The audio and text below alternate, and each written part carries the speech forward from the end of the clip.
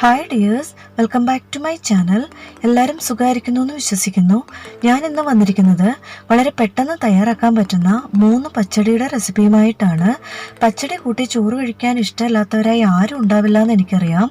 ഇച്ചിരി സമയം കൊണ്ട് നമുക്ക് ഈ 3 പച്ചടിയും പെട്ടെന്ന് തന്നെ തയ്യാറാക്കാം. അതെങ്ങനെയാണെന്ന് അറിയാനായിട്ട് നമുക്ക് വീഡിയോയിലേക്ക് പോവാം. ആദ്യമേ നമുക്ക് ബീട്രൂട്ട് പച്ചടി ഉണ്ടാക്കാം. അതിനായി ഞാനൊരു 5-6 ചെറുള്ളി അരിഞ്ഞതും ഒരു കുഞ്ഞി കഷ്ണം ഇഞ്ചി അരിഞ്ഞതും 2 പച്ചമുളക് അരിഞ്ഞതും പിന്നെ ഒരു ബീട്രൂട്ട് ഞാൻ ചെറുതായി അരിഞ്ഞ് മിക്സിയിൽ അരച്ചെടുത്ത് വെച്ചിട്ടുണ്ട്. പിന്നെ 1 കപ്പ് തൈര് എടുത്തിട്ടുണ്ട്. വലിയ പുളിയൊന്നുമില്ല. പിന്നെ കടുക് താളിക്കാൻ വേണ്ടി 2 വത്തലമുളകും കറിവേപ്പിലയും ഒക്കെ എടുത്ത് വെച്ചിട്ടുണ്ട്. ഇനി ഇതെങ്ങനെയാണ് ഉണ്ടാക്കുന്നതെന്ന് നമുക്ക് നോക്കാം. ഇനി ഒരു പാത്രം വെച്ചിട്ട് അതിലേക്ക് കുറച്ച് വെളിച്ചെണ്ണ ഒഴിച്ചു കൊടുക്കുക. ഇങ്ങനെയുള്ള കറികളൊക്കെ വെക്കുമ്പോൾ ഞാൻ വെളിച്ചെണ്ണയാണ് ഉപയോഗിക്കാറ്. എന്നാലേ അതിൻ്റെ കറക്റ്റ് ടേസ്റ്റ് കിട്ടുള്ളൂ.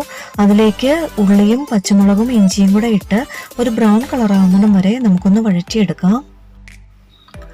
ഉള്ളിയൊക്കെ ഒരു ലൈറ്റ് ബ്രൗൺ കളറായി വന്നിട്ടുണ്ട്. അതിലേക്ക് അരച്ചു വെച്ചിരിക്കുന്ന ബീട്രൂട്ട് ചേർത്ത് കൊടുക്കാം. എന്നിട്ട് ആവശ്യത്തിനുള്ള ഉപ്പും ഒരു നുള്ള് മഞ്ഞൾപ്പൊടിയും കൂടെ ചേർത്ത് നന്നായി മിക്സ് ചെയ്തതിന് ശേഷം ബീട്രൂട്ടിന് കുറച്ച് വേവുള്ളത് കൊണ്ട് നമുക്കൊരു 10 മിനിറ്റ് അടച്ച് വേവിക്കാം.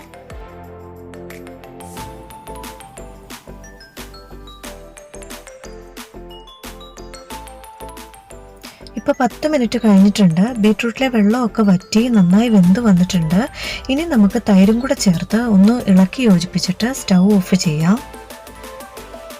ഈ പച്ചടിക്ക് ഞാൻ തേങ്ങ അരയ്ക്കാതെയാണ് ഉണ്ടാക്കിയിരിക്കുന്നത്. ഇതിനൊരു പ്രത്യേക ടേസ്റ്റാണ്.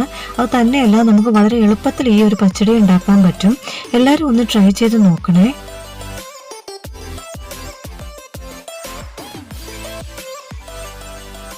ബീട്രൂട്ട് പച്ചടി റെഡിയായി കഴിഞ്ഞു. ഇനി ഞാൻ ഉണ്ടാക്കാൻ പോകുന്നത് തൈര് പച്ചടിയും തക്കാളി പച്ചടിയുമാണ്. അതിനെന്തൊക്കെയാണ് വേണ്ടതെന്ന് നോക്കാം.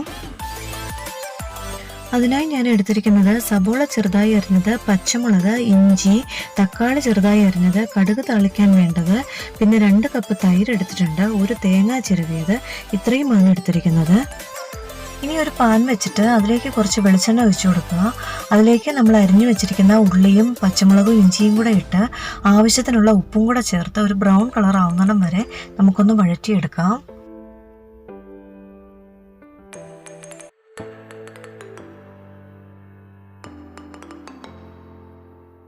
ഉള്ളിയൊക്കെ വഴന്നു വരുന്ന സമയത്തേക്ക് നമുക്കിതിനുള്ള അരപ്പ് തയ്യാറാക്കാം.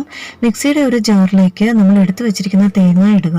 അതിലേക്ക് 1/2 ടേബിൾ സ്പൂൺ കടുക് കൂടെ ചേർത്ത് 1/4 ഗ്ലാസ് വെള്ളം ഒഴിച്ച് നന്നായി ഒന്ന് അരച്ചെടുക്കാം. ഇപ്പോൾ ഉള്ളിയൊക്കെ നന്നായി വഴന്നു വന്നിട്ടുണ്ട്. ഇതിൽ നിന്ന് കുറച്ചെടുത്ത് ഞാനൊരു ബൗളിലേക്ക് മാറ്റി വയ്ക്കുകയാണ്. അതെന്തിനാണെന്ന് ഞാൻ പിന്നീട് പറഞ്ഞു തരാം. ഇനി ആ പാനിലേക്ക് തന്നെ നമ്മൾ അരിഞ്ഞു വെച്ചിരിക്കുന്ന തക്കാളിയും കൂടെ ചേർത്ത് നന്നായി ഒന്ന് വഴറ്റിയെടുക്കാം.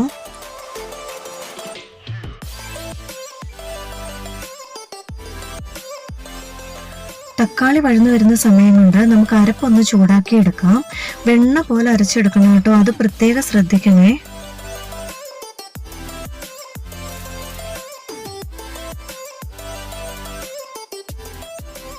ഈ കൂട്ടത്തിൽ അരപ്പിനാവശ്യമായ ഉപ്പും കൂടെ ചേർത്ത് കൊടുക്കുക.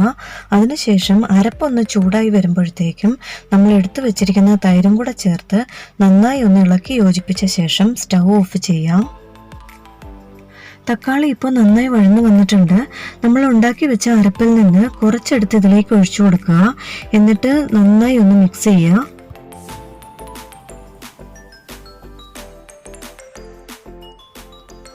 അങ്ങനെ തക്കാളി പച്ചടി റെഡി ആയിട്ടുണ്ട്. ഇനിയും തൈര് പച്ചടിയും കൂടെ ഒന്ന് മിക്സ് ചെയ്തെടുക്കാം. ഞാൻ മുമ്പേ മാറ്റി വെച്ച ഉള്ളിയും മുളകും വഴറ്റിയതാണിത്. ഇത് ആ തൈരിലേക്ക് ഇട്ട് നന്നായി ഒന്ന് മിക്സ് ചെയ്തെടുക്കാം.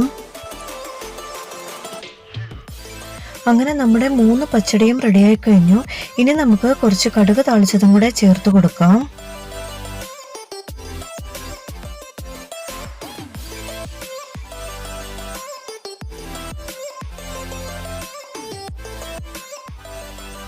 അങ്ങനെ കേരള സ്റ്റൈലിലുള്ള 3 പച്ചടികൾ റെഡിയായി കഴിഞ്ഞു. വളരെ ടേസ്റ്റിയുമാണ്, അതുപോലെ ഹെൽത്തിയുമാണ്. എല്ലാവരും ഒന്ന് ട്രൈ ചെയ്ത് നോക്കണേ. ഈ വീഡിയോ എല്ലാവർക്കും ഇഷ്ടമായെന്ന് ഞാൻ വിശ്വസിക്കുന്നു. വീഡിയോ ഇഷ്ടമായാൽ ലൈക്ക് ചെയ്യുക, ഷെയർ ചെയ്യുക, സബ്സ്ക്രൈബ് ചെയ്യുക. അടുത്ത റെസിപ്പിയുമായിട്ട് നമുക്ക് വീണ്ടും കാണാം. ബൈ.